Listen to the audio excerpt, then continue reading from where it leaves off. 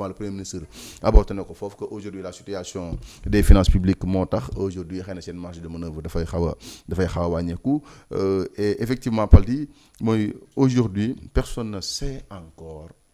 ce que va faire le Sénégal avec le FMI parce que aujourd'hui suñu premier ministre il l'a dit, il l'a répété, le Sénégal il est hors de question que ñu restructurer sa dette mais li ñu seetlu tam mooy malgré les allers-retours changement de personnalité pour le FMI waxtaan et tout dara et ñu bëri ragal nañ que cette situation là ak Sénégal bi war a fay plus de 200 milliards au mois de mars bu continuer Sénégalais yi danañ gën a dund ay jafe-jafe état bi amul marge de manœuvre te mënul li ko FMI proposé xëy na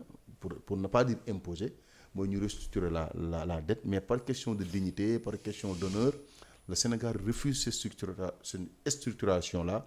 te amuñ marge de manœuvre aujourd'hui il y a le plan presse mais gisaguñ bon dëgg xëy na résultat yu moo am si dund gi alors aujourd'hui est-ce que l'État du Sénégal quand même peut continuer par rapport ak FMI quand même bàyyi li ko FMI proposé jël pour des questions de dignité ne moom mooy xool nu muy régler borom. Très bien xam nga pour man. nous n'avons que 4 possibilités. 4 options. 4 pas plus. Première option. parce que dafa mel ni ci boobu lañu inscrire déggoo ak FMI. ci ban programme la ñuy teg pour sortir de la crise qui est la nôtre boobu nos autorités en relation avec le FMI ci la ñuy liggéey depuis septembre 2024. On n'arrive pas à trouver de solution et dafa mel ni en tout cas soo dégloo Ousmane Sonko dafa mel ni radicalité am na FMI dafa ne restructuration ñun ñu ne pas question donc radicalité am na solution boobu ñu ngi ci waaj a yegg point de non retour à mon avis mu am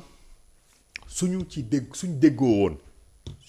Sénégal ak FMI déggoo ci benn position option boobu c'est l'option médiane boo xamante ne dafay concilier les deux parties ñu seet naka la ñuy def ba dem mu am troisième option mooy Sénégal souverainement mu ne ok ñun compte tenu des valeurs qui sont les nôtres et compte tenu de nos convictions quant à notre technicité ak nos opportunités nos difficultés nous choisissons souverainement ut suñu option bopp écarter FMI muy troisième option peut-être la quatrième option aurait été que FMI mën ñu imposer moom bosam et loolu noonu FMI nee na ñoom imposer wuñ kenn donc yooyu moo am léegi sur la position médiane à trouver il y a des rencontres de part et d'autre FMI mi ngi ñëw ñun ñi ngi dem changer nañ responsable maison bi indi keneen ainsi de suite les pourparlers se poursuivent mais soo dégloo premier ministre dafa ne moom il est contre une restructuration et le président de la République est contre une restructuration premier ministre moo ñu ko wax. Oui. Le président ne s'est pas prononcé sur la question mais woo na FMI pour ñu gaaw ñëw trouver une solution. Le ministre des Finances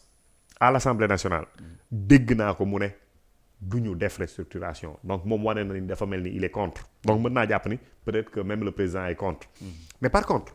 quelles sont objectivement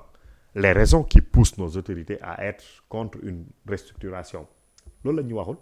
ah Sonko le premier ministre wax na ko. problème de dignité et d'honneur la wax. ah oui loolu c'est pas une raison objective. Raison objective. Nous sommes en matière mais loolu du raison nous sommes en matière financière et économique. oui. da ngay wax techniquement. lii moo tax. parce que li ñuy gàcceel su dee moo fi sës. mais mënoo def leneen xool ko ci situation bu mu mënti doon. man su ma tooñee. kaso gàcce la. oui. man bañu ma tooñ mais nee naa du ma dem kaso parce que kaso gàcce la problème la. am na feebar yu doy waar yoo xamante ne sàggan mën na ko joxe. maari day taal yi ma caaxaan ba am ko ma ne non du ma dem faju ji parce que gàcce la. ça ne règle pas la question. donc su fekkante ne techniquement mënuñ opposer FMI ay proposition yu concrète yu technique yoo xamante ne résultat bi FMI bëgg ci ñun dinañ ko atteindre te duñ jaar fi mu jaar du problème pour man nekkatul problème d'honneur parce que notre honneur est déjà bafoué bi ñu jàppee ñuy sàcc bi ñu nee dañuy fen suñ partenaires yi bi ñu nee dañuy def di nëbb. bon mais loolu ñaari régime la. non il ne s'agit pas de régime encore une fois il s'agit du Sénégal. c'est la même administration financière. Il s'agit du Sénégal. Financière. Administration suñ ko changé woon sax Sénégal la ba tey. FMI Sénégal la partenaire Sénégal compte Sénégal point barre Ousmane Sonko turam day c'est variable la. wala Diomaye Faye wala keneen ak keneen ak keneen donc foofu laa amee problème ci ñoom. dañ waxul techniquement lan la soo nee ay problème d'honneur ak lenn de lañ wax. aller vers une restructuration c'est ne pas reconnaître les efforts qu'on a fait mais oui mais sont-ils suffisants les efforts que vous avez faits les projections que vous avez faites sont-ils réalistes ANSD génn na benn rapport su ma jumul nee nañ la consommation de cigarettes dafa wàññeeku je l'ai vu quelque part xaw ma ANSD la xaw ma fan la mais gis naa ko quelque part ci ni ngay kiyee ni muy jàll mais donc su fekkee consommation de cigarette dafa wàññeeku yow noo mën a waxee ni FMI man kat problème bi ma am gab bi dinaa ko régler parce que damay taxer la consommation de cigarette alors que cette même taxe elle est dissuasive elle doit amener les populations à moins consommer normalement nga wax ko ci sàngara bi wax ko ci paris sportif xaw ma genre affaire yooyu waaw genre affaire yooyu et peut-être même que elle freine même un peu la consommation ou change un peu les modalités de consommation dégg naa Bachir Fofana mu ne dafa dem ci benn structure di jënd ñu bëgg ko appliquer taxe 1% mu ne beneen yoon damay fay en espèces c'est un problème c'est-à-dire que nit ñi les gens sont un peu réfractaires sax pour def cet effort là donc est-ce que objectif yi nga fixé ne avec le presse di nga ko jot est-ce que à terme di nga ko jot compte tenu de la dimension baissière ou baissiarisante si vous me permettez ce néologisme baissiarisante des nouvelles lois ou politiques publiques donc pour man question foofu la nekk maintenant à côté également j'ai vu des gens pour qui je n'ai pas de doute sur le patriotisme jàpp ma ni Ousmane Sonko Diomaye Faye Macky Sall Barthélémy Diaz ou quelqu'un parce que day def politique moo gën nekk patriote ñi deful politique et ñooñu seen xam-xam dafa màcc strictement et uniquement ci matière économique et financière nee nañ restructuration moom moo gën ci Sénégal des professeurs